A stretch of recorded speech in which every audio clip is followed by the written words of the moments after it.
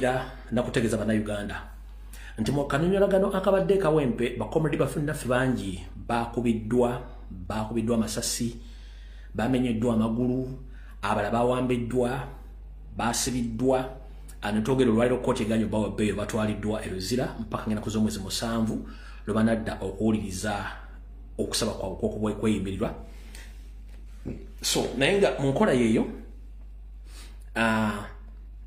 munkola eyo gyabayisizaamu njala kusomera wano olabe omisango gye babagambye nti babavunaana bubanga omanyiko wasomako ekitono kankunnyonnyola mu misango gye bavunaanye baganda baffe mu kooti olwaleero abakwatidde olunaku lwajjo bakuba emiggo banasatu mabagayo ati nti the 32 opposition national platform NUP party supporters have been appeared before Kanyanya Magistrate Court where they were mostly charged with common nuisance and malicious damage to properties. Bakugambye nti bakomedi banaffe okuli nombe parliament abaweze nabo ya 32 abakwatiddwa olunaku lw'eggulu batwaliddwa mu kooti y'omulamuzi Kanyanya gye baguliddwako emisango egy'okweyisa mu ngeri etasaana saako n'okwonoona ebintu by'abantu. Nze mbooza Chief Justice n'omulamuzi atudde mu musango guno mukolansi wakati nga bagenda ku kisaawe malicious damage bagikoze ku kolansi bagikoze ku motoka ya muntu bagikoze kwani era go otudde mu chambers ogambye nti bafesinga emisango ja common nuisance and malicious damage to property ya muntu gye bayonoonye era kiki batutto okuva mu kolansi baba bakubidde emiggo mulamuzi gwe ulira nno they are accused who not pleaded guilty before the great magistrate William Muwonge were arrested on Monday during the security crackdown on national platform participating in procession for Kawempe North by election flagged by Elias Nalukola. Bakugambye nti abavunaanibwa bano beeganye omusango gubavunaanibwa mu kooti eyeddala lisookerwako ekulirwa mukulu William Muwonge gye bakwatira ku lunaku lw'okubalaza olwajjo ne baleetebwa abefuula b'ebyokwerinda wabaddeyo okutambula okw'emirembe nga boolekera bagenda okukuba laale y'owekitiibwa oba olaale y'owesimbye ku kkaadi ya national platform omukulu Elias Luyimbazi kati gyegyo emisango gye bagudde kumutegedde ensi mwe tuli kati awo tuvuddewo be bano bacomrade abadde mu kkooti olwaleero mbala bulungi nnyo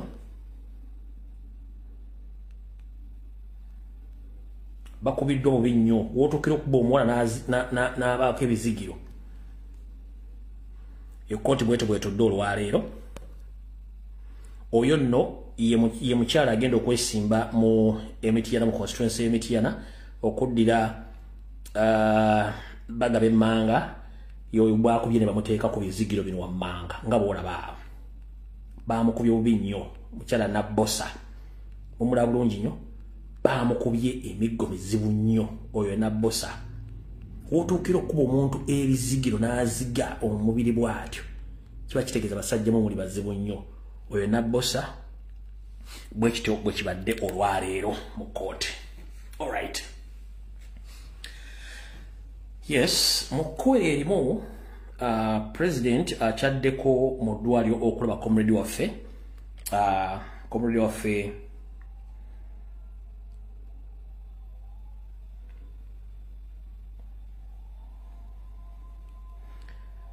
president yakyaddeko mu ddwaliro oli comrade waffe Hightower olwaleero gy'agenza omulaba oluvannyuma lw'okumenyebwa amagulu akyaddeyoko njarasooka balaga wano ekifaananyi kya Hightower bamukubye okugula bakumenya kiri ludda wa video tennaba nkyali wano mu kigulalo ky'amawulire video tennaba kino kyekifaananyi kye bamenye Hightower okugulu bakwawulamu okira bulungi nnyo bamenye okugulu bakwawulamu oyo Hightower akuma president bamukubye ne bamumenya okugulu akakongovule ne bakajja mu position mu kifo kalina okubeera ne bakwawulamu okugulu oye muganda ffe ayitawa mulaba bulungi nnyo yo ayitawa kati president akawungezi kalero agenzeyo okumulaba bwati bwatambudde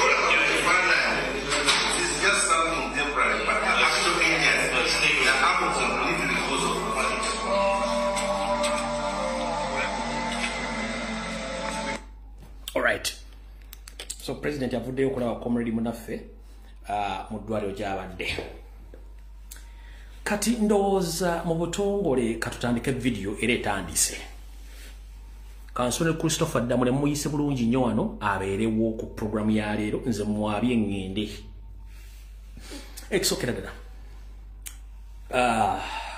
nga sinagenda wa Christopher Damule njagala nsooka empiseewo obubaka buno njagala mbuli coding bwa luzungu bugende wa Christopher Damule bugende wa Inspector General of Police nayo okwerinda mwenna eksokera ddala obubaka buno bugenda kusoma bwe buti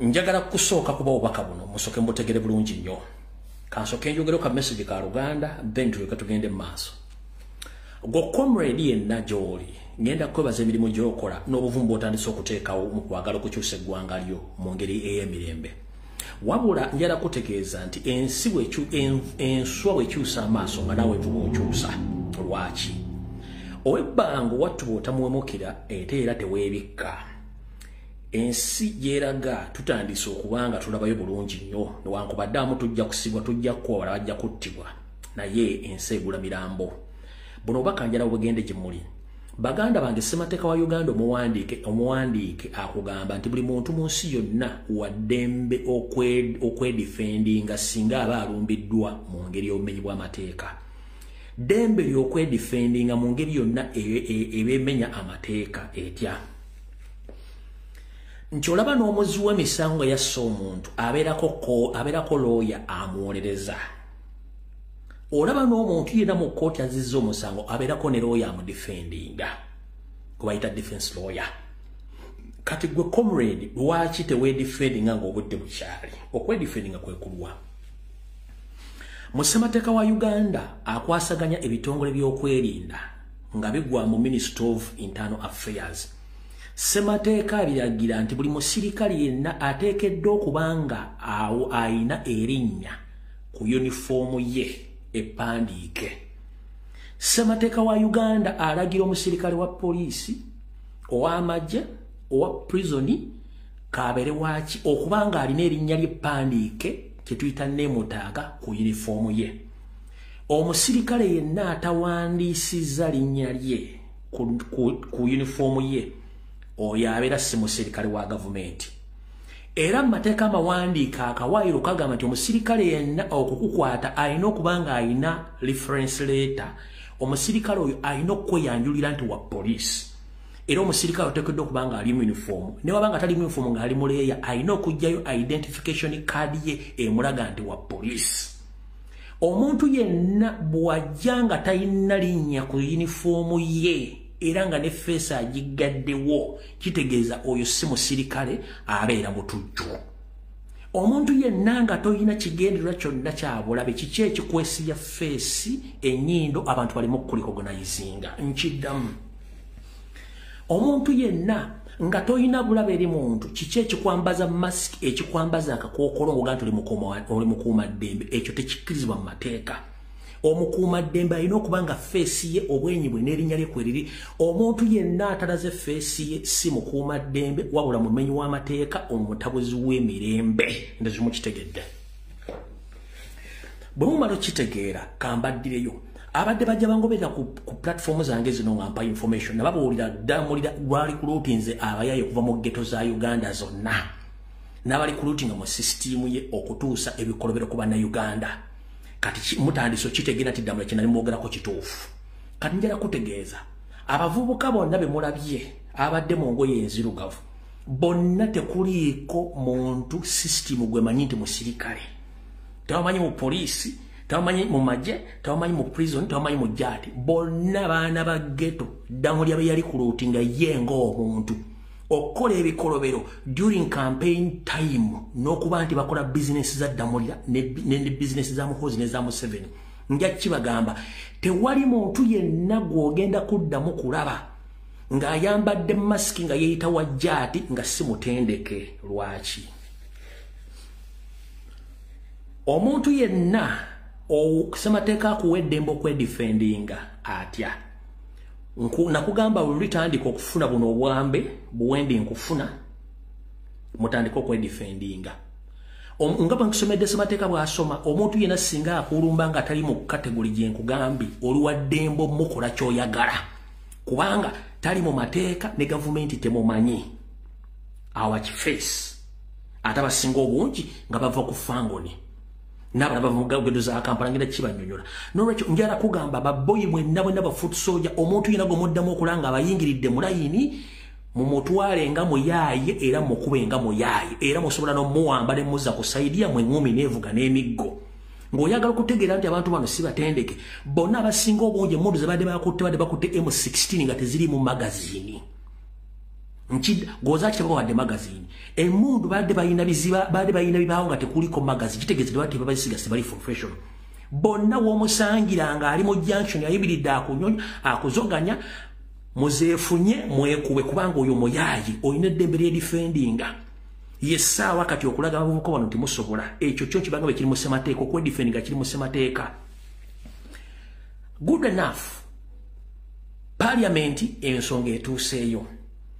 Wabula ensobi gye bakoze minisita wa byokwerinda oba minisita internal affairs tebazze mu parliament wabula basindise Bahati yazze okwogera. Bahati yeegaanya abavubuka bano ne yeegaana ebikolobero ebyakoleddwa ku baana ba national platform n'abantu kitegeeza nti abantu mulina right eba disciplining by all means tit for tat atakulekera nawe tomulekera.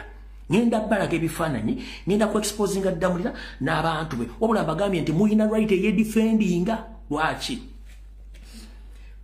Poliisi we yakubidde abaana baffe mwalabye mukazi eyabadde ali mu uniform era yabadde n'erinnya yabadde fesita gikwese yakutte abavubuka baana ba fangoni abaddamulira n'abakwata n'abasika n'abazza emabega. Lwaki?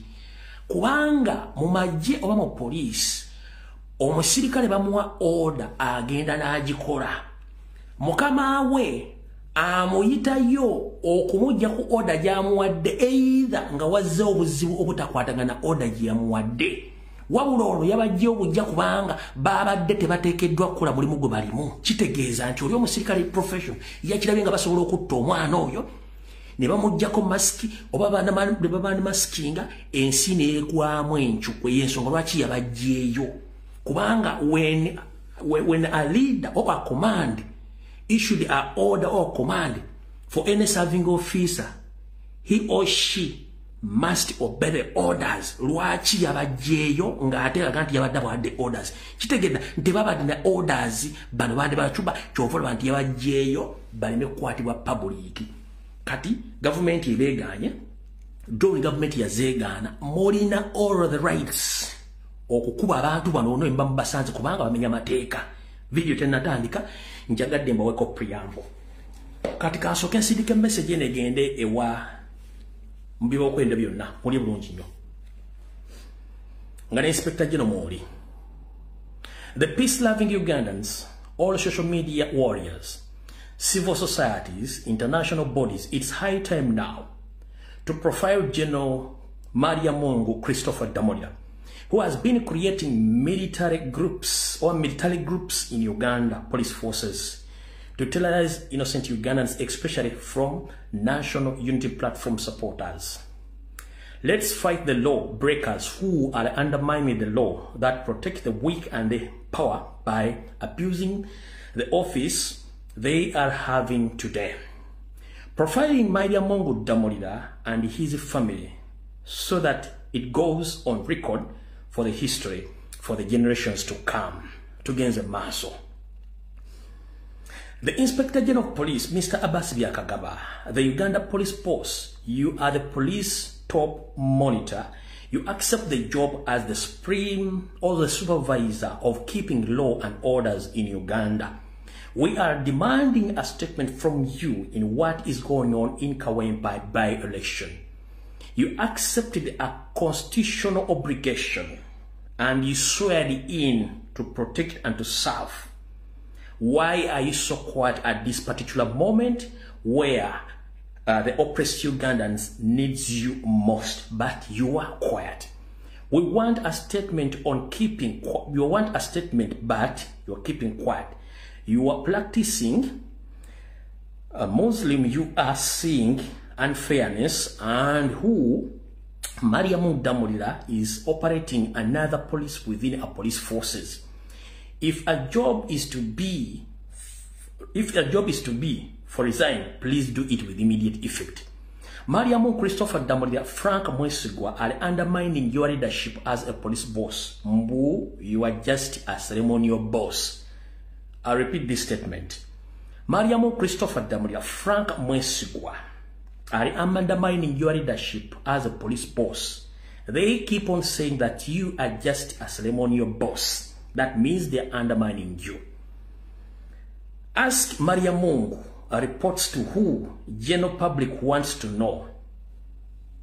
Please, you answer the what?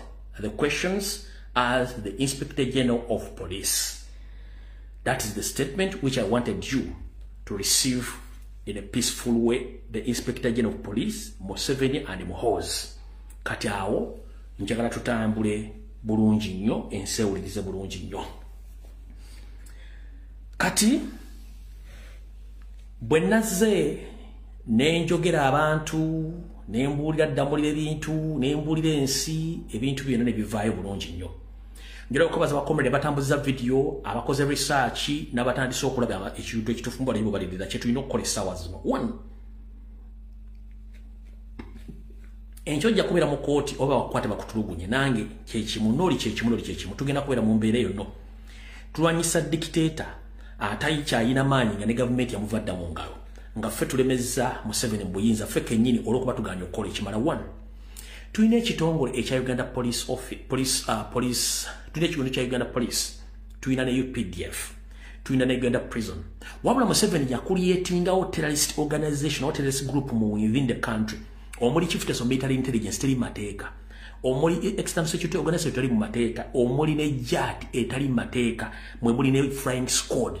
Ngera kubuuza JAT egwa mu kitiiki era eri mu constitution ki mu Uganda. JAT teriwo eriwo bumenyi bwa mateeka. Yensonga lwaki bakola ebikolobero byebyo. Waliwo okulwanira obuyinza wakati wa Christopher Damulira, wakati wa James Birungi ne Abbas Byakagaba. 1. Chief of Military Intelligence James Birungi aina operation zaakola ng'azikolera mutabani wa Museveni gwe bayita Muhoozi Kanyarugaba. Christopher Damulira akola operations ku order za Museveni byakagaba akola orders okusinzira ku orders za Salimu Saline eza Museveni. Buli omu ayagala kulaga munne nti yakola. Yensonga lwaki nti buli muntu akola kyakola buli muntu asirikati yava kondemenga munne zo mu kitegedde. Wabula Christopher Damulya ye sitaani ye walumbe akozesebwa olwa interest ezize neza Museveni okuliyetinga obinja obugenda okuteralizinga abantu n'okubatta ng'ajja abaana mu ghetto. Kati olwali bukyanga olya miyungu kagenda kubikuka ogenda kutegeera ne SFC tere mu mateeka bagezaako giteeka mu constitution under the UPDF bill yibagenda okuleta muki yibagenda okuleta mu parliament ebyo nabimenya mateeka. Kati mulye bulungi nnyo. Yoseri Tibahaburwa oba Yoseri Nyandwe. Yoseri Nyandwe Yoseri Tibahaburwa Rutabayisirwa Museveni Kaguta Yoweri mukulu bobanga oli ebyo kuvuganya tokyabisobola nga ate okimanyi nti ofuna amaanyi okuva mu bantu kubanga constitution and the power belongs to people. Ensonga lwaki oluvannyuma lw'emyaka 4 n'emyezi egigwamu ojja n'osaba obuyinza ng'otaddewo okulo. That means power belongs to people. Singa amaanyi gaali galimba, singa amaanyi gaali mu byakulwanyisa, singa ne opposition yeyine muntu netugenda mu battlefield twekuba abawangule bakomawo. Wabula constitution netugamba tunaagendanga mu kulonda okukyusa obukulembeze yensonga lwaki wabeerawo okulonda.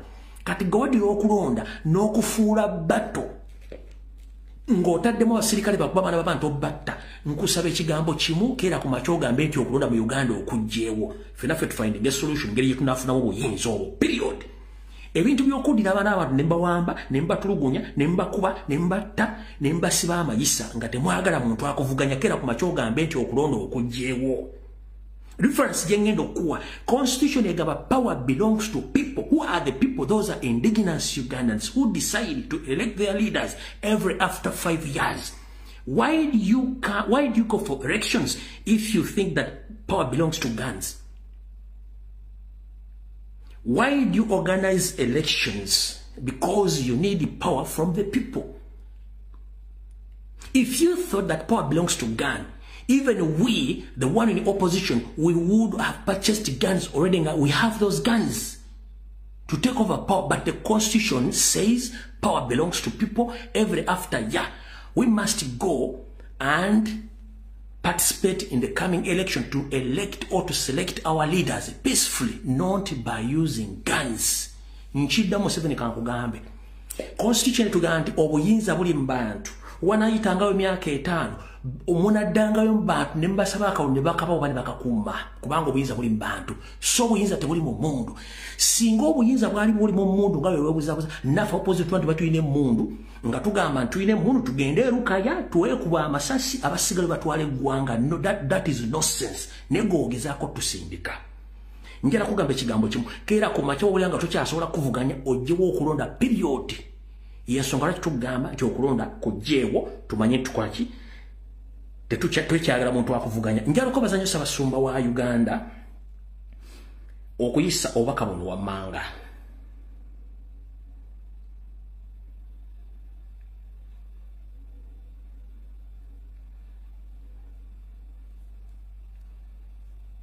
Bonga buli wala.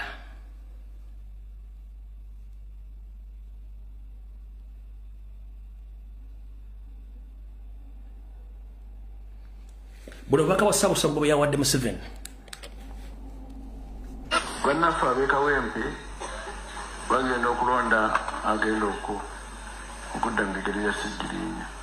Ennaku yankute nga mwabaddemu okulwanagana n'okukubagana n'omukuba n'amawulire okumupa nayatika n'eriizo. Semwogerera atuuse n'okusaba nti oba gavumenti teyagala okugivuganya waakiri ebyokulonda ebigirewo ddala. Okuba munno n'asigala ng'ayina kuba gwayagala okwesimbawo.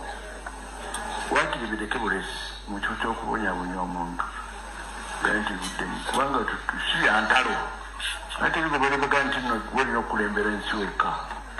Bintu kasita oteekawo okuvuganya era ebyo bibeerawo oba otoyagala biggyeewo naye nti wali okuvuganya. Museveni, do you copy that? And I don't expect you, Museveni, to send your dogs to intimidate the Kampala Archbishop.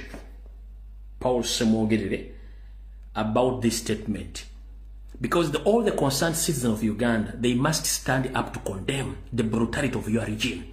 You've ruled Uganda for 40 good years, but with the torture, killing, kidnapping innocent Ugandans without social media platform to expose you, because you have been using the mainstream media, mostly UBC, to fool Ugandans. Because nobody knew about your history. But I don't expect you to send a threatening message or messages to people who stood up to condemn the brutality.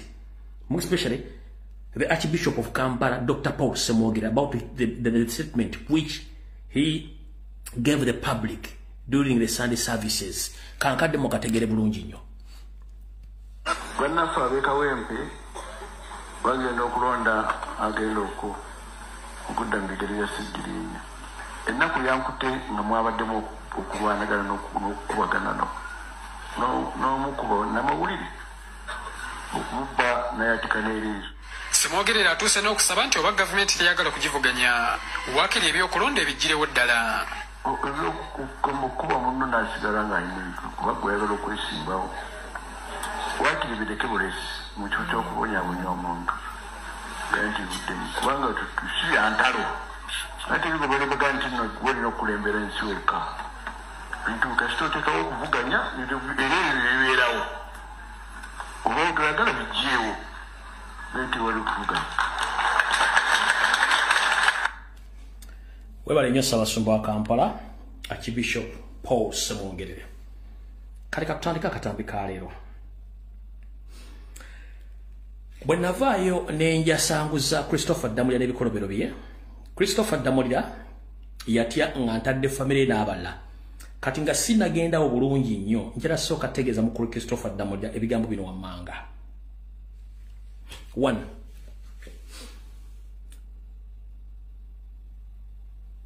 Musajja gwe ensi egenda kutegeera.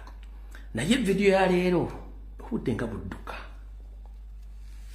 Omukulu ono bwe namukuttemu ka video kano, yalonze abantu be Kampala n'abatwala ku kyalo kye ekya nnyina gye bamuzaala ne bakola okwekalakaasa, ne boogera ebigambo bingi nnyo, ne baagala banoonya abantu abawa information. Kano ka video nako batali ku mutimbagano nga tumaze omulabisa kano. Abatuuse ku byalo ebyenjawulo baagala gavumenti eteeka omukono ogw'ekyuma ku bagaba ebifaananyi mu babuloga n'ekigendererwa eky'okusiga obukyayi. Kidiridde abafamire ya Brigadier General Christopher Damulira akulira ekitongole ekya Crime Intelligence mu poliisi okwemulugunya ku bigambo ebyasaasanyiziddwa buloga Lumbuye nti ono awamba abantu n'abajjamu ensigo n'okubasengula ku ttaka lyabwe. Waliwo obutambi bwafulumiziddwa Frederick Lumbuye nga alumiza famire yakulira ekitongole kya Crime Intelligence Brigadier Christopher Damulira abukulembeze beerosi wano ku kyalo kitanda tikalu kirya muli senga n'ekitunga mu divine gobenansa n'okuwamba abantu ne bajjamu abantu ensigo kugatta n'okubasengula ku ttaka. Ebigambo bitabudde abatuuze ku byalo bino ne batuuza olukiiko lw'amangu okusala entoto bayinza okukwata abavubuka kuweereza Lumbuye ebigambo ebyobulimba nga olukiiko lubadde ku ddwaliro ekitanda. Ng'ayogera nnyo kubanga amanyi gavumenti obuvo n'obuddo n'ekyayagala kiyitewo. Ebyetimma ebiri kuno n'obujja n'efutwa tubikolimira mu linnya lya Yesu Kristo. Lwetagidde okulemesa ebyenjawulo kw'otadde ne famire ya Brigadier Damulira nga lubadde okubizibwa Ssentebe Rosito Etikalu Simon Tefe abavuzi ba gavumenti ebigambo byagenda Lumbuye bigendera kusiga bukyayi eri famire ya Brigadier Damulira. Naye nze olwafunye amawulire ago nze kennyini natidde nesiwadde nnyo. Nze kimmanyi nti bamukuba lwa ofisi gy'alimu. Bategeeza Brigadier Damulira alese enkulaakulana mu kitundu kyabwe naye ne basaba gavumenti ebikola gikola ku bantu abagenda mu maaso n'okwesuubya emitimbagano. Kale nabula abavubuka mumbeerereyo kubanga obwavu buyitiridde ate buleme kututwalira ddala ku kisenge tutandike okukozesa essimu nga twonoona ebyandizimbye ekyalo kyaffe n'okuzimba karakita yaffe ey'ebiseera ebijja by'omu maaso. Kasajja Abdullah nga ssentebe w'ekyalo kitanda ngono Lumbuye yamulisa wa ssimu yagambye gavumenti esaanidde okunoonya abaweereza Lumbuye ebifaananyi byabwe. Mpulira nti Lumbuye ali ttake naye nga bwe mumanyi kubanga bya bufuzi tebiri mazima wabula biri mukuwayiriza oba oli awo kucha. Alright. Katoye chairman Kasacca oyo njagadde imposing mwawo. Chairman Kasacca oyo yennyini nabagambye waseemwayi n'awakana kati chairman Kasacca njala soka kuuza Damulira bwe yasindisa abantu okuva Kampala bajidde mu kibbaasi nammwe abantu nga 20 babadde ku kyalo ekyo ku byalo bibiri byatuzza meeting emu yagituzza mu Tikkalu Health Center 3 nga mutuuza mwogera ku Lumbuye ne ku kyalo ekiri mwatuzza meeting era babuuza mwali mubuuzizaako mutabani wammwe Muganda mu Christopher Damulira emirimu gy'akola era agikolera luddawa mwali mubuuzizaako emirimu gy'akola nga temunnajja ku social media oba ku TV kwonna bigambo ebyo.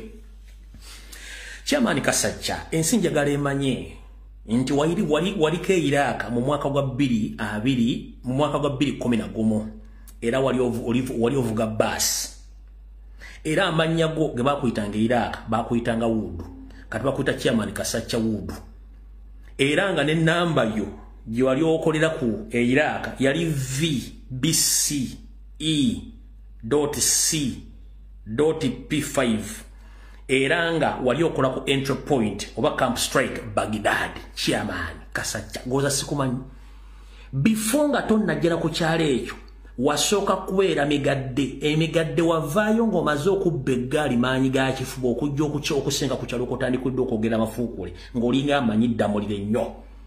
Chairman Wood wabeerako Iraq details nzisomye wabula nga tonnajja ku kyalo ekyo kwosinikira amannyo ng'embuzi esabalaavu wasooka kubeera emigadde gyewakulira n'obba eggaali maanyi ga kifuba n'olyoka ova emigadde n'ojja osenga ku kyalo kwe bazaala Damulira. Kati mukulu gwe toddamu kwogera tolina lukusa kubanga oli mubbi oli mutemu ne kagulupu konna akabadde olwakuba siina budde mbadde nja mmala balabisa mwenna kubanga mwenna muli ba criminals kuliko eyakwata omukazi mwenna muli babbi muli ba criminals. Kati Damugwe omanye mundu buli kacha mundu okimanyi ekibeza abaana abantu batwalo basiba no musajja gwe ne mukama wo Damulira mulekera okusirwaza abantu gwe Chairman Kasacca Wood ngo waliko Iraq 2011 enamba yongisome ne geti kwa yokola mulekera okusinikira ebinyo buuza Muganda wodda omukwano go Damulira n'akaloka mumbuze emirimu gyakola mugimanyi bate mugimanyi akutta abana abandi bonna abasaba mazeewo mulw'okubajja ssente mu state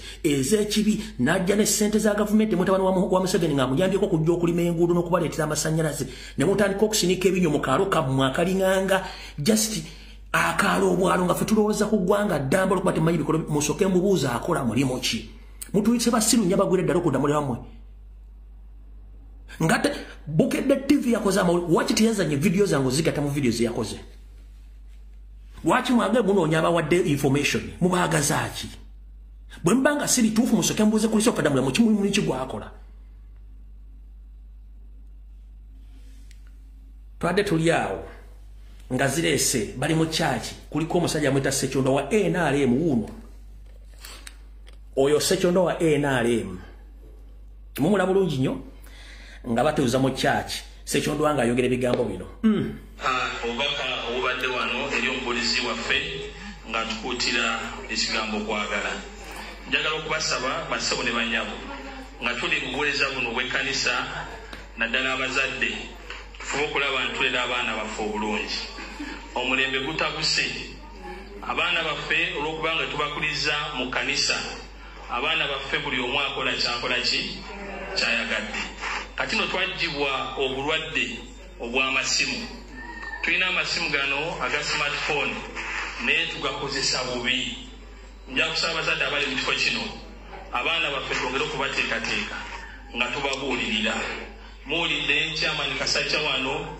ebigambo ebyamwogeddwako ne banne ffe ng'abakulembeze naddala b'ekkanisa era ssebo omukubiza nja kutegeeza ebigambo bino olwalira amakanisa gonna mu busabadinkoni bw'e Namirembe mu busabadinkoni bw'e Kazo tuli mu nsonga ey'essira ey'okusimba essira eri abaana baffe okukozesa obulungi ebyuma bino bikalimagezi kubanga twesanze ng'amasimu gano gatabangudde emirembe twagala okwetondera Kasacca Ssentebe wamu ne ttiimu yonna okusingira ddala mikwano gyaffe famire ya mukadde waffe omugenzi Sserunjogi Israeli amawulire mugawire agatambula naye abo n'abantu beenoonyeza byabo ffe ng'abakristaayo twagala okuyimirira n'abantu ab'ekitundu kino sebo omwami wa Ssaabasajja Kabaka Ssaabagaba omuluka guno ogw'Etikalu nti ffe ng'abakristaayo nga tetuyawuddemu n'abasiraamu n'abakatuliki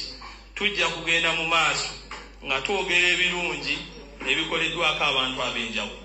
Lwaki kino njagadde okukyogera eri abaana baffe sebo mukubiriza akawungezi k'eggulo tulina abaana baffe babiri omuluka guno ogw'Etikalu batuweereza audio ze boogera ebintu batakola ki bye batamanyi. Gwe tomanyi Ssekyonda ate lwaki ovaayo mu kamera n'oyogera ku Ssekyonda gw'otomanyi gw'otolabangako. Njagala okubasaba basebo ne bannyabo abazadde abali mu kifo kino tufube okulaba nti abaana baffe tubalambika obulungi kubanga twesanze nti abantu abalungi tugenda kubamalamu amaki tulabamalamu amaanyi agakola ebintu ebirungi. Katonda tukoze bulungi ntwegatiddwako baba Kawooyo ono ffe tukimanyi bulungi tutumbya bufuzi sayidi eno ate ali sayidi eri naye y'omu ku abo abavumirira abantu bano mu kamera bagamba nti ffe tuli bannoopu yenjogera gye bakola ki gye boogera. Sebo mukubiriza olw'okubanga nsonga ya nnono ate ya buwangwa okukwata ku muntu akoze obulungi tetugenda kusirika tugenda kuyimirira wamu n'abantu abakooneddwako okufa okulaba tuleeza amanya gaabwe kubanga tugenda kukkiriza muntu omu eyagaliza ebibye kubanga tunuulira emirimu gye tulina egy'ekkanisa tunuulira emirimu egy'ekitundu sebo tubadde n'abantu ab'enjawulo ng'ogyeko taata omugenzikazi we ekyo kibadde n'abakulembeze bangi ab'ebitiibwa naye nga n'abantu basobola nakwata mu nsawo zaabwe kujjamu ssente kukola mirimu egigasa eggwanga. Ekisanja ekiwedde nga tuli enansana nga ne municipality enamba tesobola kukwata ssente kujja kubaako byekola mu makubo gaffe naye Jeno Damulira ne yeefiiriza akasente akake n'agamba mpaddeyo amafuta balima amakubo. Gwe ng'oyimirira ku simu nti nze ndi wa Nuupu nvumirira bwenti. Njala kubasaba basebo ne bannyabo abazadde abali mu kifo kino kubanga sebo abaana abamu abakooneddwako baana bazaale baawano ababiri bazalwa Litikalu omu ku bo mwana mama Morris mwana muwala tamanyi Ssekyonda yaani tamanyi Kasacca yaani tamanyi Jeno Damulira yaani naye nadda mu kamera n'avuma. Banange nsaba twawulemu ebintu ebimu bw'ovuma mwamizi woono olw'okubanga ye munnabyabufuzi ye tumuvume naye kati bw'okwata ku siniya tica wange oyo bw'okwata ku mwami Semwogerere mpulira ng'ontabangudde emirembe. So ng'abakristaayo abali mu kifo kino twongere okubuulira abaana abo ate sebo ne mukama waffe wa National Unity Platform twagala okusaba bwaba nga abantu bano abavumirira ekibiina kyaffe bakyerimbiseemu nabo tubaasanguze twewale ebintu ebifaanaganako bwe bityo ebijja okuleta ekitundu kyaffe. Alright. Mwatuziza olukuŋŋaana mu kyaki olwakuddwa newala nga mutambula babawadde ssente mwogere by'ekisiru kati nkyali ku information aftermath nga maze obbaabya kati mukulu gwayeyogedde zino ennyumba oziraba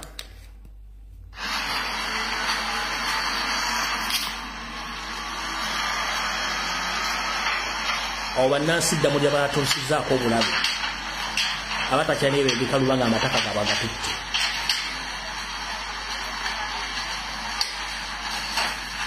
ng'akozesa jaati ng'akozesa ofisi ye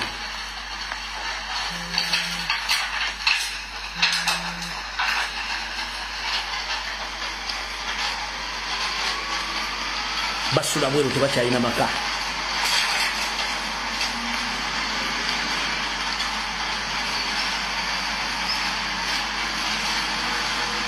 oyo munnayuganda ole Damulira ebyo bintu byakola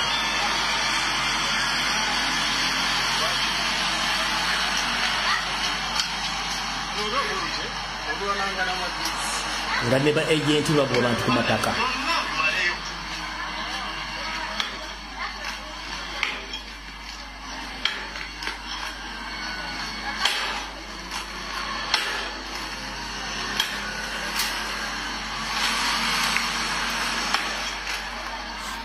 tetujja kulobudde tulina butono kati mukulu njagala ompulize gwe badde mu kanisa ng'oyogera ebigambo wulira nabagambye ono atulugunya abantu atwala amataka bino ebigambo si byangu kakati mukulu lumbuye eno information kwata ku mukulu oyo mukulu Damulira nga taataganyizibwa famire nga yegase n'abamu n'abafamire ataataganya famire nga yegase n'abamu n'abafamire n'owa famire gwe bayita Waswa na Sanairi Bakambagga n'ebiseera ebisinga yayita Mudeeka nga kuliko ne chairman ye Kavuma Kintu naye nga basinga bamuyita Kapompo de basinga okumanya ngera information eno era ye chairman w'ekyalo Sambwe Budeeka era nga yatwala ne Nakyanika byalo bye bimu byeriraanye nga mulimu n'omukulu omulala alw'omumakati awo nga eyabakwasaganya bamuyita Kazoola era yali mu kifo kya Damulira kati mwali mwe yali oyo Kazoola kati Damulira n'avaamu yajjanga ddiira era yaleeta Damulira era ng'ebintu bino Damulira yabiyingiriramu bulange ku ttaka lya famire ebulanga awo okulira ne wa Profesa Nsibambi era akalu bakayita bulange omubulange Emmengo era n'ennyumba eyo gye baamenya Damulira gye baamenya n'owa famire oyo gwe bayita Waswa era yakozesanga obubinja bwo obw'abakifeesi n'abasirikale ba poliisi okujjanga okukola ki okukola effujjo era okutuusa ennyumba eyo naye baakola ki bwe baagimenyawo kati ye yagiranga mu kakodyo nti alina owooluganda lwe abafamire baali bazaalibwa abaana 5 naye kati nga wasigalawo abaana 3 okuli oyo omubbi abba n'Eddamulira n'omulala bamuyita Kigongo ne Saala bebooluganda abasigalawo kati Waswa aleeta Damulira kubba bintu bino ku famire ngono yamuterayo omugongo Damulira ate Kigongo ne Saala be administrator b'omufu bataata waabwe era ne leeters baziina kati Damulira kye yakola ye yayingira mu bintu bino mungazi okudifendinga Waswa amugamba nti bayingiramu kimafiya nti wali ebulange watunda Damulira yajjira mu kakodyo kakugula tibamenyewo batunde kati embeera n'esooka neebalemerera olw'okuba nti nebana abafamire bateekawo resistance mu kugiteekawo Damulira aleeta paatro ezisukka mu 10 n'emmotoka ezitaliiko nnamba eza bulijjo bakwata Kigongo n'abaluganda abalala nabatwala koodi Kampala ne basibira eyo era kwe kusobola okumenyawo ennyumba eyo kati famire we yateekawo embeera ne bigenda nnyo mu mawulire Damulira n'adduka e Kampala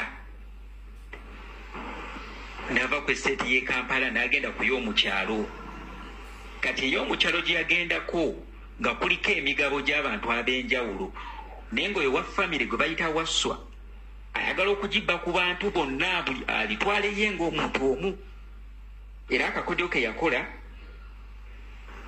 Damulira n'amuwa omusaveeya bamuyita Kagenyi omusaveeya oyo ne chairman w'ekyalo Sambwe Budeeka era nga yatwala ekitundu kye Nakyanika bajja bayingirawo ku ttaka lya Namwandu jjajja waaba Kigongo ne Saala ne Waswa oyo lyayagala okubbako ku banne baganda baabwe wayingirira Damulira ajja n'eddiiru bamuwako acres 14 era atandika n'okusenda ettaka eryo alisenda ettaka eryo alisenda aleeta ebimotoka aleeta amagye ne batandika okusenda ettaka eryo. Era abantu bonna abaali baliranyewo abaali balina ebibanja batandika okulibagulako kifuba nga balisala mu makkati. Wobadde olinako acres 5 nga bakulekerawo acres 2 bo nga bagenda ne 3. Bwobadde olina 10 batwala 6 osigaza 4. Kati era abantu batandika okwegugunga ku ttaka eryo. Damulira ajja ne musajja w'oyo gwe bayita Kagenyi ye musaveya amukwasaganya n'omulala bamuyita Kazoola nti batandika butayagala bintu bino okugenda mu mawulire, batandika okusasula abantu munda nga basasulira munda nti babongereyo obusente baleme okuvayo okukola ki okuleekaana. Kati mwekyo ekyavaamu abantu baleekaana tebagendera ku byabwe era abantu ne beekubira endulu ne bagamba bwe baba nti be bannannyini gundi ettaka lyoyo abadde nga abasenda lwaki ate nga bo bamanyi tebamuzaala omwalina ne baganda be nebbongera ekibeewuunyisa nti omuntu omu ayinza otya okuba nti ennannyini kyalo kyonna kyebali beewuunya. Kati n'abatuuze bagenda okwefunira ekituufu ng'omukulu ono olw'okuba nti yabadde ng'akaaliko amaanyi ag'enjawulo emabega eno agamusapooti ng'agaddamulira n'abasirikale kwe kuba nti yali yeefudde ennannyini era ng'ayatula n'alangirira chairman ne mutabani w'oyo chairman gwe bayita Kavuma Kapompo Kintu, era nga batiisatiisa abatuuze avaayo n'ayogera tibagenda kujja bamukwate Damulira, era nga bakituukiza chairman n'aga nti ate tekimala yayina anaddamu n'avaayo n'ayogera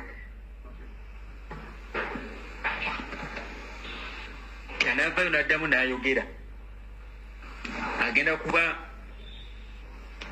chairman ng'alaga Damulira yamuwa emmundu era mu nnyumba yayina emmundu ajja bakuba amasasi. Bana abalemereddwa okuba amasasi bajja bakwata abatwale babasibe bajja batwala mu zi safe house. So n'olw'ensonga eyo olukiiko ekyalo ekimala okwegunga ne bakuba olukiiko abantu bavaayo buli omu asitula amaloboozi ge bagenda okukizuula ng'oyo si ennannyini abadde yeefula nti ennannyini ttaka nga si ennannyini ttaka. Kati bakozesa obwangu ne connection zino ez'omu poliisi n'abantu baabwe bwe bateekeyo ab'ebifo ebinene eyo mu lands baddira ettaka eyo batandika oddisalaasalamu ebyapa. Kati bajje basobole okuzikiza kiri ono asobole okutwala ettaka abalage nti ye nnannyini ttaka era n'ebyapa bye byakoze eki amaze okubikola, naye ng'ebyapa byakola abigenzeemu direct tebiriiko letters of administration, abigenzeemu nga nti abadde ye yagula ettaka nga nnannyini naye nga te ettaka lyali lya mugenzi. Naye olw'obuyambi bwa Damulira era ebintu ebyo nkulaga nti byatuula mu nnaku nti bano muli mu meeting muteeseganya buli muntu asobole okutwala omugabo gwe abanyigirizibwa naye nga bo bali mu kutambuza byabwe kulembesa nga bakoze ebyapa. Era ebyobubbi bw'ettaka ku ttaka lino ku kyalo Sambwe liri Sambwe owetera ebbombo otuuka ku kyalo Sambwe n'oyita ebuyego n'okkirira osookera Budeeka bw'oyita endejje era yeyo sayidi gye walaga ennyumba yeeriraanye ennyumba ye yeeriraanye mu Kirumangalo era ebyawulangana ensalo we wali n'ensalo eyawula Bulemeezi ku Kyaddondo ne Wakiso. Ettaka eryo lyonna era liriraanye Damulira wennyini, era ye n'okujja okugobayo abantu bamaze okubasenda yajja n'amagye. Waliyo ng'omanyi abantu abaliyo abeera ku kyalo nga beeyiya bannakyalo, eri abakuleyo bbulooka ng'eri abasimirayo ku ttaka eryo omusenyu engeri yali nti ettaka lya famire ate famire badde tenabakutuuka kuba nti egabana ettaka eryo. Damulira yajja n'amagye ne babagobayo abantu abo ne bava ku ttaka, era obujulizi obuliwo nga basenze nawe ettaka eryo lyonna nga n'alisenda Damulira ku biragiro bye naye yennyini waali n'omusaveya gwe bayita Kagenyi n'omulala gwe bayita Kazoola eyali mu damulira ekifo kyalimu kati omusirikale eyakirimu oyo gwe bayita Kazoola. Kati buli estate y'omufu yonna weeri baginako ekintu. Ey'e Masaka damulira yagizimbako ennyumba, ayinayo ennyumba e Masaka ku ttaka ly'omufu lyerimu eyo. Wano mu Kirumangalo okulirana Nakyanika mu Kiryammuli nawe ayinawo ennyumba waalina amaka ge ettaka eryo n'eyo Kazoola era bazimba ku ttaka lya famire ne bazimbako eyo ennyumba. Era bino bye byokukulaga nti obubbi bw'abasajja abo bwe bazze ntabutandise butandise nti abuluddemu emabega kuvira ddala mabega. Era ojja kuba ng'olaba obutambi buno owa famire oyo eyajja ng'ayingiza Damulira mu ddiru kubera yagireetanga ddiru okusobola okubba ettaka lya famire nga yennyini eyemenyera ennyumba yali mu kutema ennyumba okusobola okukwatirako ye okukiyingiramu nti okusobola okukwatirako aba famire nti be bamenye ennyumba ate ng'oyo wa famire yali mu kumenya ennyumba ye ne bawala be. Era obuvidiyo obwo ogenda kuba obulaba bulungi. Omusajja gw'olaba ataddeko akakoofiira ye wa famire we babba ettaka n'eddamulira bwe babba ettaka lya famire. Abalala boolabamu muwala we wa famire bwe muwaswa. Abasinga bamuyita lya Mudeeka erya jjajjaawe erinnya lya jjajjaawe okuba yali omusika wa kitaawe kati erinnya lyali lya jjajjaawe erya Mudeeka naye ye nga ye bakambagga waswa. Alright. Kati kavudde kwanjula video etandise. Gwe chairman wano situ. Chairman wano si wano mubadde mu lukiiko abasumba simanyi ne bakunganyiza okuleta ku kyalo. Kati mukakasizza nti information gye nagambye ku mutabani wammwe ntuufu. Mukakasizza nti information gye nagambye ku mutabani wammwe ntuufu. Era mumubuuza bw'akomawo mu kigo abadde akola mu Uganda omutuufu mugumanyi kuwamba nakotta bantu. Kati nyoko badde mukumisa abasirikale basatu kiki ekyakwongezzaako abasirikale abalala 8. Banyabo ne basebo bwe nabaza okwabya Christopher Damulira amaka ga nnyina we gali yabadde amukumisa abasirikale basatu yayongeddeko abasirikale 8. Kiki ekikumisa nyoko wakitiibwa nnyo okusinga abantu bona bootulugunya n'obatta? Lwaki wayongeddeyo amagye Christopher Damulira? Bw'oba oga nti oli musajja mukulu ng'era ng'otegere nga byokola si byabufuusa, lwaki nyoko wamuyongedde amagye? Family on charge profiling nyoko wa muganyo okulabikirako ewantu wonna. Naye noono mutabani wa muganda wo. Mutabani wa muganda wo. Katamba James, mutabani wa Semwogerere, era naye ebikolo byalina eyakwata awusigalo ono naye namufunye. Era tumutrackinga ono naye namufunye. Ono naye abeera mutabani wo ne mwana wa muganda wo eyakwata awusigalo. Emisango kennyini n'okubiriza emisango ne mugivulunga olw'okuba nti olina office ono naye tumutrackinga nennyoko tumutrackinga. Ono mutabani we yakwata awusigalo mwenna emize gye gimu naye tumutrackinga. Era emisango n'ogiyingirawo ne babuzaabuza famire n'obuzaabuza fafayiro bamuyita Katamba James mutabani wa Semwogerere muganda wo yakwata awusigalo. Kati mukulu njagala kati kaveko kwanjula ono ye Semwogerere ono ye taata w'oyo omwana yakwata awusigalo mwenna emize mugira abantu bano emize gye balina okitegedde. Kati kankuddemu oli okwetegere bulungi nti mbadde nkutracking otegeere.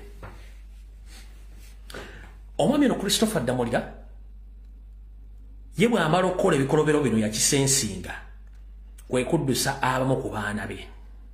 Obadde okimanyi nti abaana bo abasatu mmanyi gye bali? Sebo Christopher Damulira abaana ba basatu in fact bali 4 bemmanyi okuli mukyala bendondola wabula ng'abaana bo wabaddusa ne bagendesa wabatwala South Africa. Balina Dr. Mwita Semakula kuliko omulenzi omu n'abawala 2.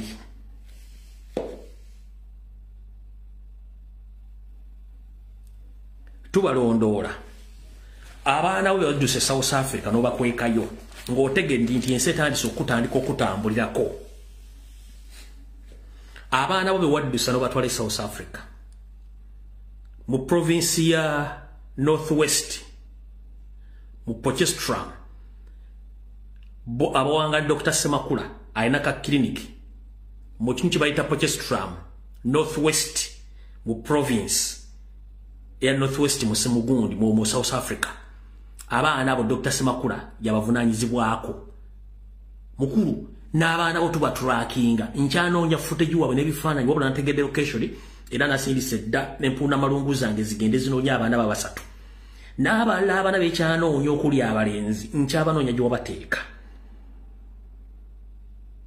n'abalabe wakweka nabo tukyabanoonya omuku omukazi onaleseko omupoliisi n'oli omulala sinnamufuna nkyanoonya footage we then tulyoke twabika emipiro yokokitegeere nti ensi ekutambulirako. Abaana bo basatu bali South Africa, abawala babiri n'omulenzi omu bali Potchefstroom mu Northwest province ya South Africa gye bali. Bali ne Dr. Semakula yabalabirira kusereza omusolo gwe nga bokola ebikolwa okutta abantu. Kati mukulu ojja kitegera nti ensi nfunda ate obudde bwabukeeredde munnange buba bukeeredde. Kati mu ttiimu zo ozotambula nazo olwaliro njagala ensi etegeere bulungi nnyo. Kuba agenze ku byalo nosasula ssente n'oleta abantu bawogera ebigambo bingi ffe kitu kifaako. Ekituufu kiri nti twagala poliisi etegeere n'ensi etegeere omulimu gw'omutuufu gw'okola ogw'okukwata, okuwamba, okutulugunya, okutta abantu. Kati mukulu katusooke tudde wano mpola mwenna abatamanyi story nze nina ekitabo kyange mwenzija amanyaga ngero kutuma omuntu erinnya nga limufaana era nga n'ebikulwa bimukolerwako. Abatamanyi Luswahili njala muliza akatambi kano kekoligino Maria Mungu ka Luswahili wabula njabaddiramu ebimu abatamanyi Luswahili. Mulabe Maria Mungu oligino n'ebikolwa bye yakola mu komutegeredda then mutegeredda mu Christopher Damula Maria Mungu then tusimbule video mbalage footage tukole forensic sibuli kimu kitegere n'abaana bonna ebifane mugenda okulaba byonna abatemu abalamu mutamanyi bafaana batya buli kimu tugenda mu forensic kwa kansoke mbazanyira akatambi ka Maria Mungu oligino kaddakiika ezisatu ka Luswahili muwulize bulungi nnyo. Huyu ndiye Isaac Malia Mungu, kichaa aliyepewa rungu, akateka, akatesa, akaua, kisha akafa kwa sumu kwa sababu hakuna. Akugambye oyo golaba ye Malia Mungu owaddala mulimu ya mirigo yakozesanga eyamu obuyinza obutulugunya obuwamba n'okutta abantu. Oye Malia Mungu oligino oyo kati ebintu byakola bibyaddamulira. Tugenze maaso. Mlinzi wa dunia, msimulizi ni Richard Mugo. Isaac Malia Mungu alikuwa ni nguzo ya ukatili wakati wa uongozi wa dikteta Idi Amin. Malia Mungu alikuwa macho, masikio na mikono ya kumwaga damu ya Waganda waliopinga. Bakugambye nti Richard Malia Mungu yali amaaso ga Idi Amin dada. Agamukumbira mbuyinza okuwamba n'okutulugunya n'okuyuwa omusaayi gw'Abaganda, strictly okuyuwa omusaayi gw'Abaganda, damu ya Waganda. Abatani nabagamu yige ennimi nnyingi nnyo, ffe tulina ennimi nnyingi tumanyi. Mulire bulungi nnyo. Au hata kukisiwa kupinga utawala wa Amin ambaye aliongoza taifa la Uganda tangia mwaka 1971 hadi mwaka 1979. Kabla ya kujiunga na jeshi la Uganda mwaka 1967, Malia Mungu ambaye alizaliwa nchini Kongo wakati ule ikijulikana kama Zaire, alikuwa anafanya kazi kama mlinzi katika kiwanda cha nguo cha Nyanza wilayani Jija.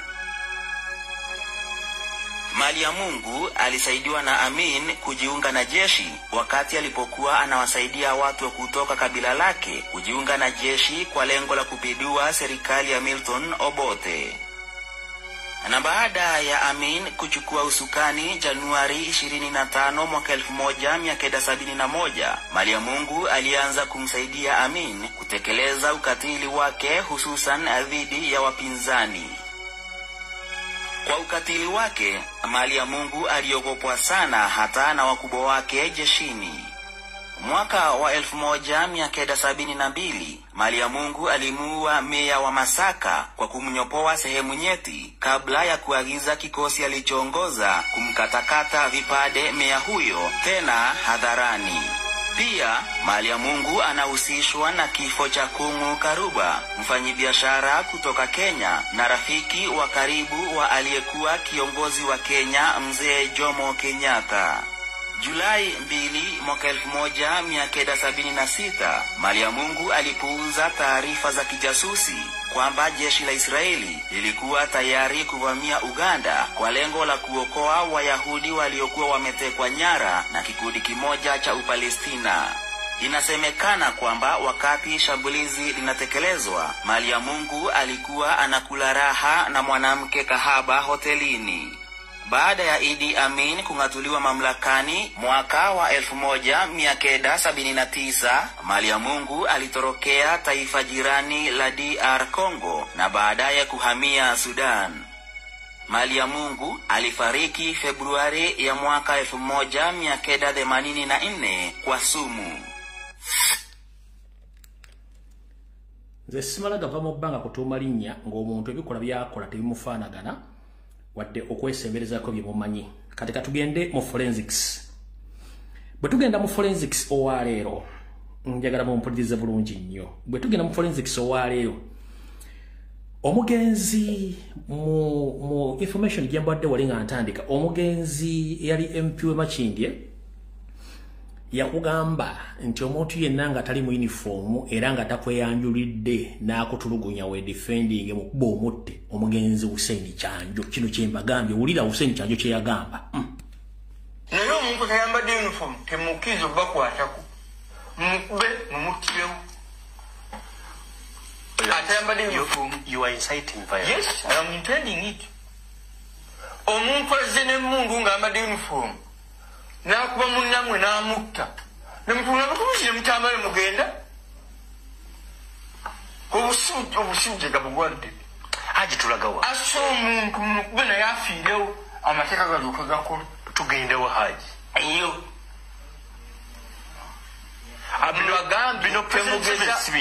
temugezaako kusosonkereza poliisi. Oli mutuufu. Era temugikuba mayinja. Kituufu.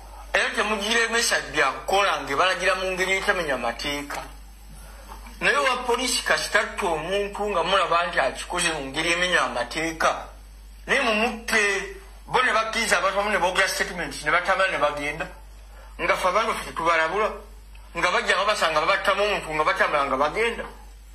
Naye abantu nga bakutte emmundu tebambadde uniform ne bagenda bakwata bannaabwe ne bateeka mu buutu y'emmoloka ng'abantu mukuŋŋaanya mutunula. Kuba omuntu akuteeka pisito kamu ati mu ngalo, lwaki mukkiriza ebyo okubaawo?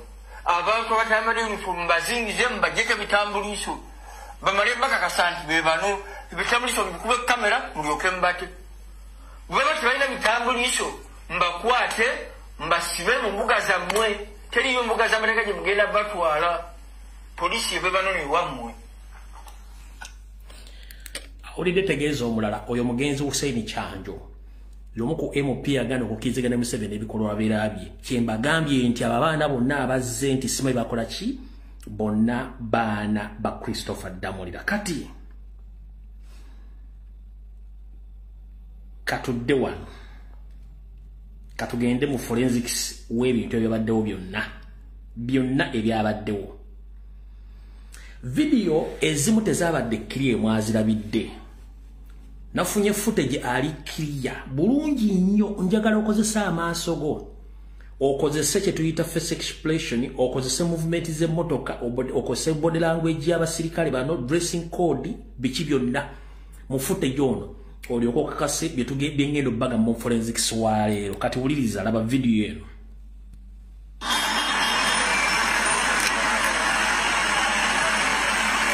Is not drone.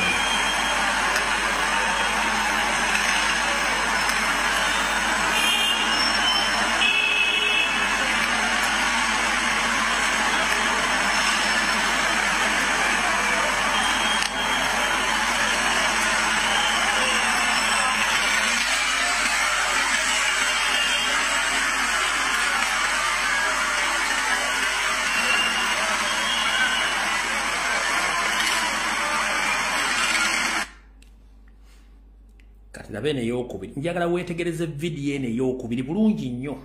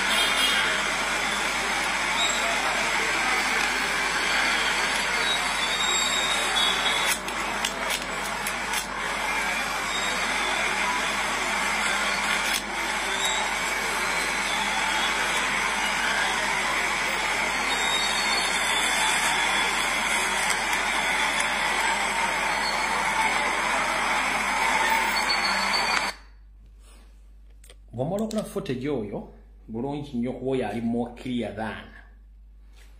Omuvubuka oli gwe mulabye gwe bayita Hakim Kigozi, muvubuka wa boda boda, avugira mu boda boda ebikampuni bya Museveni byeteeka bya boda boda bya Bambega yavugira. Footage asinga obungi mulabye nga naye aga mu group ya Alien Skin ya Fangol. Bwe yali mu lubiri ng'amaze omusasula bwe bali bagenda okuba Ssaabasajja Kabaka yabagamba mutulinde mu campaign tugenda balagirako bwereere. Eyo statement mwagiwulira kati ze zino gurupu. Kati ebifaananyi ebisinga obungi mwabirabye sigenda biddamu naye ono omusajja ono gwe mulaba oyo owa poliisi oyo mumulaba bulungi nnyo oyo ye tumugyeyo bulungi nnyo ono ye yalabikiddwako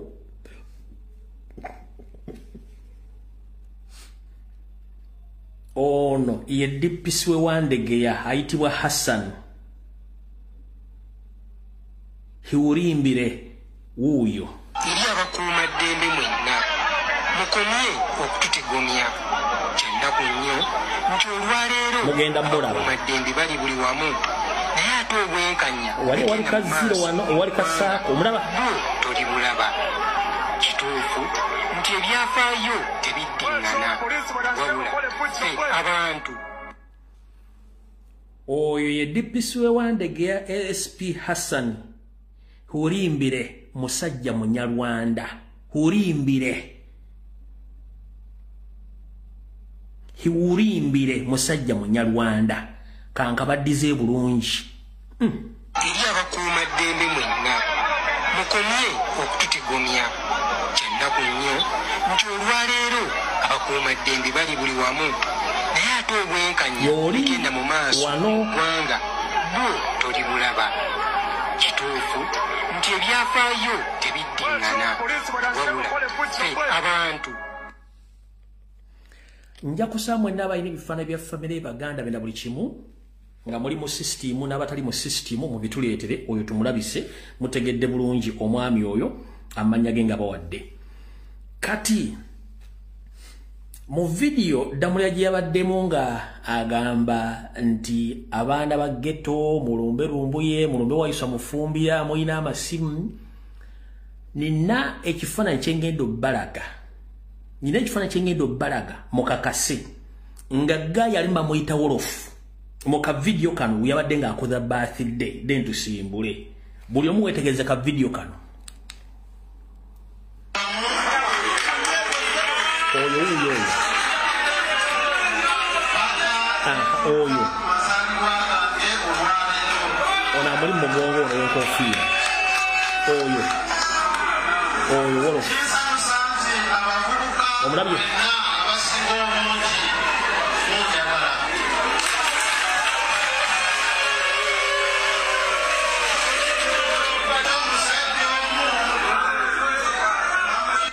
Kati ekisajja kino kyemulaba kino ndoza kikola ku New Vision kino oyo gomulaba naye wa New Vision oyo gomulaba oyo mwetegereze bulungi nnyo oyo naye wa New Vision oyo wolof kati oyo naye yakola ku New Vision obula ekisajja kikola mu New Vision ekyo kiraba ekyo kisekeeki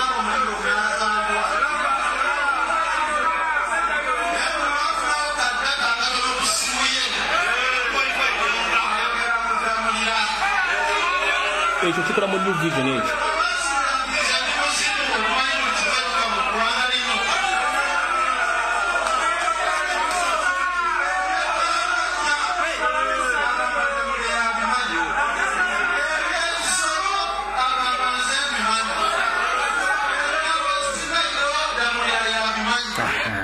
kati mutegedde bulungi kuliko wa New Vision mumulabye kuliko ne guy gwe bayita Wolof kati guy gwe bayita Wolof bebamu ku kibinja ekyabadde mu ttiimu eyakubye n'okutulugunya abaana baffe kamubalage wano mu kifaananyi oligino mu kirabe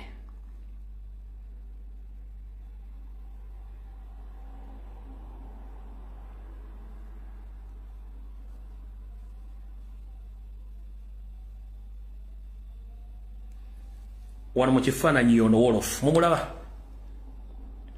yoyo Wolof mumulaba bulungi nnyo kati ddamulira ab'ekyalo kye bakuwakanidde simanyi biki kati ono ye Wolof abeera ne Allion Skin era nga naye y'omu kabinja kajja ati kokolagana ddamulira tolinawo ogendako wakadde bikolobero byo ono ye Wolof mumulaba bulungi nnyo yambadde nakiri ekisanja kya New Vision kyembalaze kati omukulu oyo era yono wano yoyo Wolof era naye group ya Allion Skin ngena ike kabinja akakola ebikolobero by'okuwamba n'okutta abantu kati bulira bulungi nnyo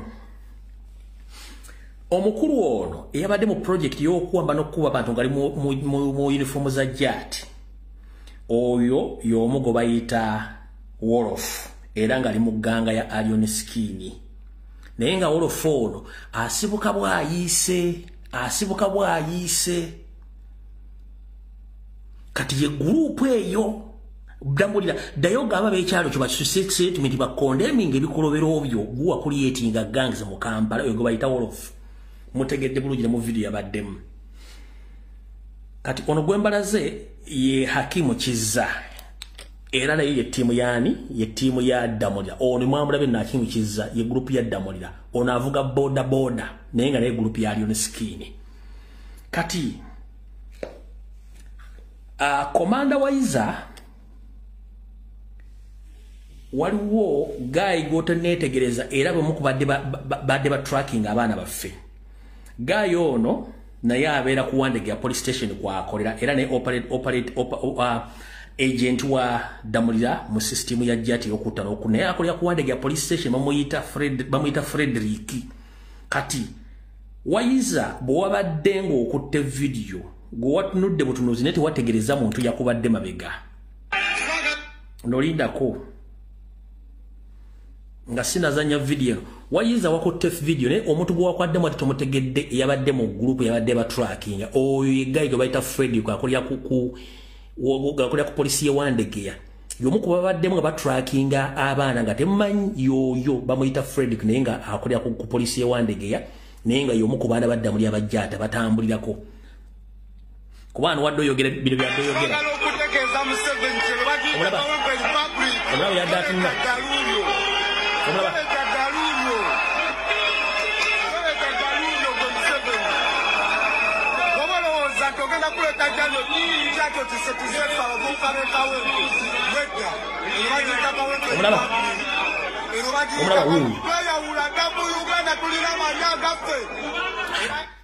Kati omuvubuka oyo yoyo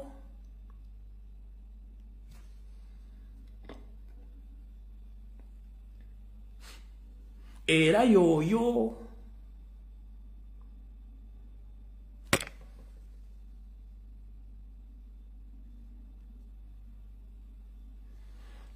yoyo zezimu ku ttiimu za Damulira.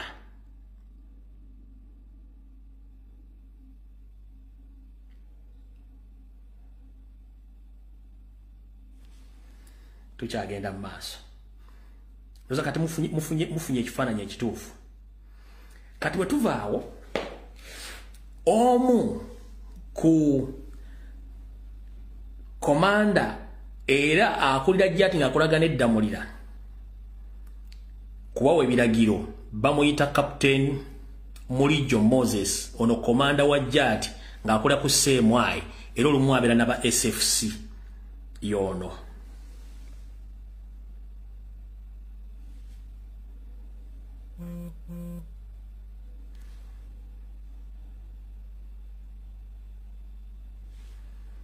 Yoyo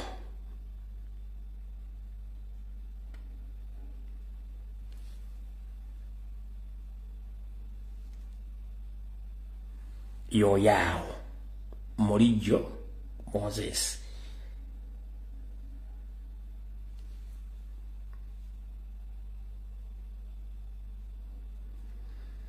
Kati zamutegedde group bwetambula twagala jjane viringa buli kimu ensi ekitegere bulungi nnyo abantu betudiringa nabo.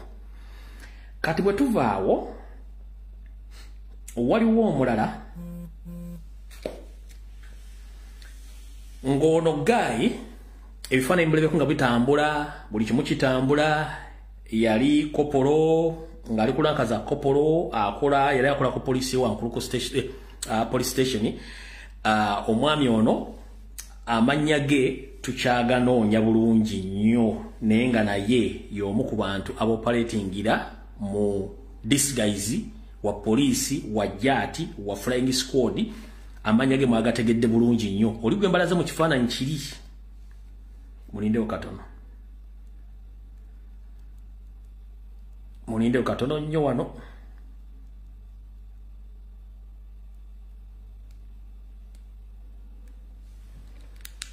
Era yoyo buli kifaananyi kye mwasanze ku social media mukitambuze.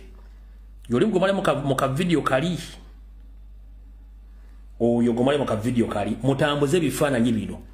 Bantu profilinga family zaabwe. Bano tu profilinga family zaabwe buli kimu nga bakirina okubeera. Omulaba wano. Wantu profilinga family zaabwe. Okitegedde bulungi. Bebo ganga ezerimbise mbyokwerinda bebakozesa okutulugunya n'okuwamba abantu. Tukyagenda mu maaso nkyabawa information endala ku bantu bano.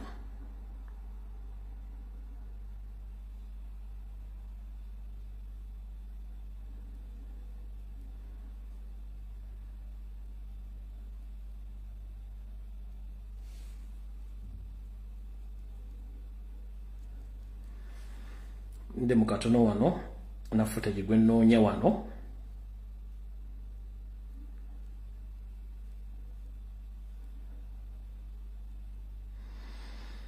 Kati waliwo noono naye nga bamuyita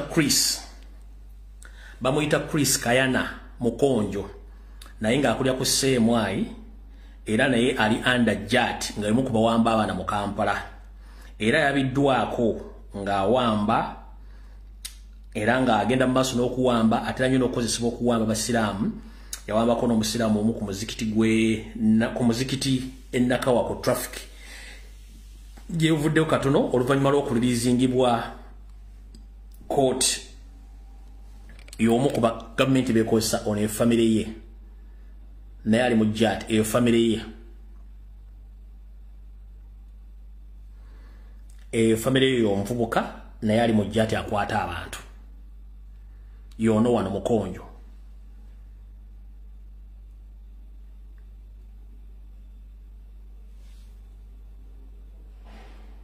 kati bya abantu sofa footage betwakafunako atambula era gwe twagala okutegeeza abantu bwe mmalo batuusaawo then nkyayongera okutegeeza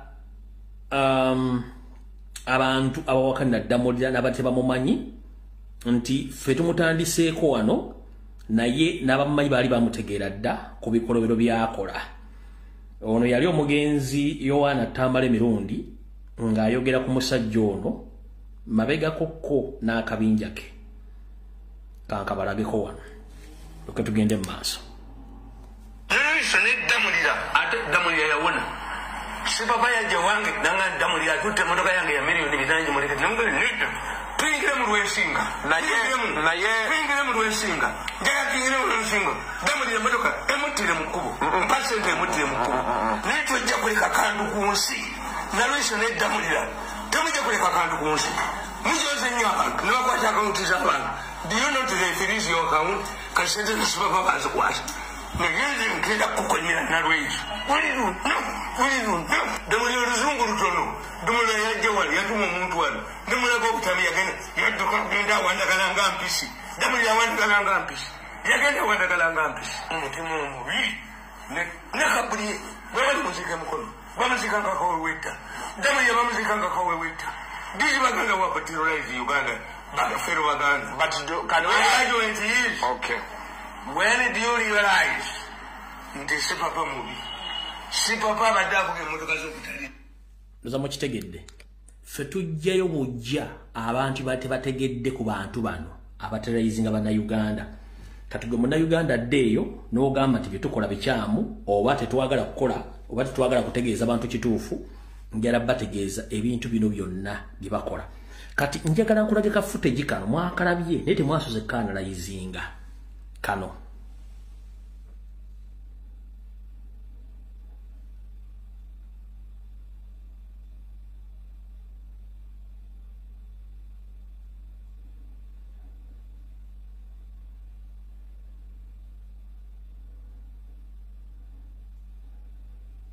Omukyalo liwe yaddukidde n'asikayo bano abatali commission di. Oyo omukyala we yabasikidde oyo kubanga mubakwatako omuku oyo ne muzza ku sali ne munyiga yabadde ayina okubanga agenze oyo abo.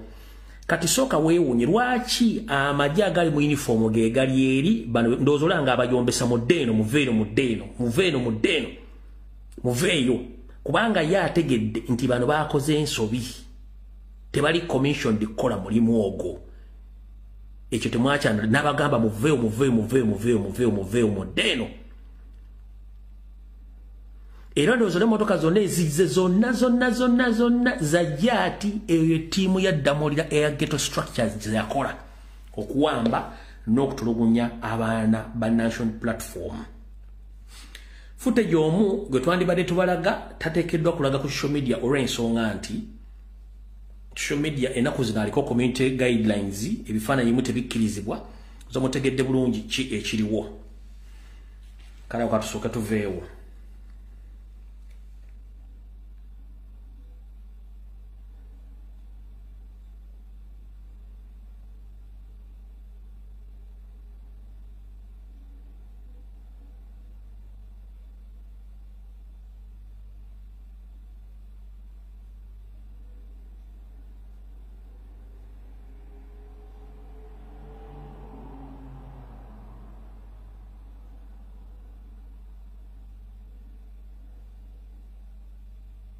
Mpe mu second yemu. Kati olwokuba nti ku Lwokusatu ngenda kutamba simu ngenda kubeera open roof. Twali tulina okukola program eya Northern Uganda olw'ensonga mu Northern Uganda waliyo ekitta bantu n'okuwamba amataka. Ngenda kukozesa eddakiika 20 wabula ngenda kukozesako 15 ngenda kukozesako eddakiika 10